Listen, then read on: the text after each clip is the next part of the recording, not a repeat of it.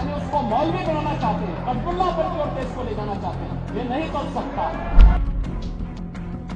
ये कौन सी बात हो गई कि भोजपुरी में न बोले, अवधी में न बोले, इसका विरोध है, खंडी में न बोले और उर्दू क्या वकालत कर रहे हैं। एक बड़ी विचित्र बात है। इतना दोहरा हो चुका है कि अपने बच्चों को भेजेंगे इंग्लिश पब्लिक स्कूल में। भोजपुरी का विरोध किया, अवधी का विरोध किया, बुंदेलखंडी का विरोध किया, और आप लोग अपने दैनिक जागरण में, दैनिक जीवन में इस प्रकार के आचरण के आदी हो चुके हैं।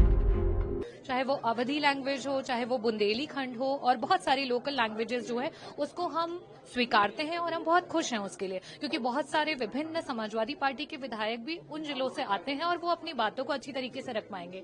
लेकिन कहीं ना कहीं जब पूर्णतः अंग्रेजी लैंग्वेज में अपने भाषणों के देने की बात हुई तो हमें भी पता है, और मुख्यमंत्री जी ने अपने पहले ही शब्दों में जब उन्होंने बोला तो ये कह दिया कि आप अपने बच्चों को अंग्रेजी पब्लिक मीडियम में पढ़ाना चाहोगे और दूसरों के बच्चों को चाहोगे कि वो सरकारी हिंदी मीडियम में जाएं।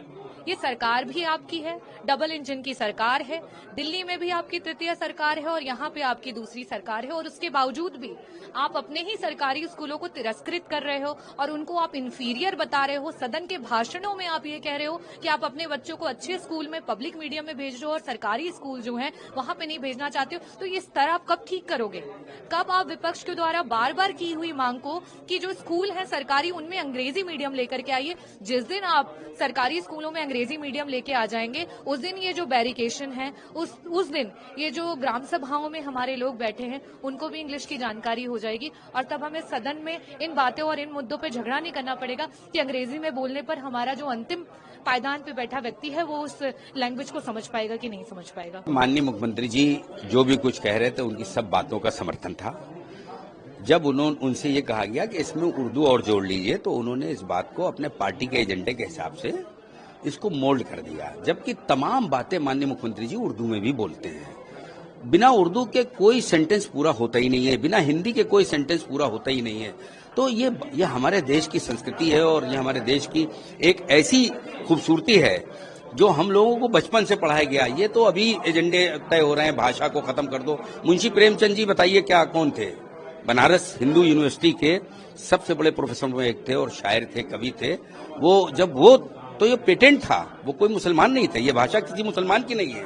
तो माननीय मुख्यमंत्री जी जैसे कह रहे हैं कि कठमुल्ला, तो कठमुल्लों की भाषा भी नहीं है ये भाषा तो हर हिंदुस्तानी के जबान से निकलती है, और इस जबान में कितना प्यार है।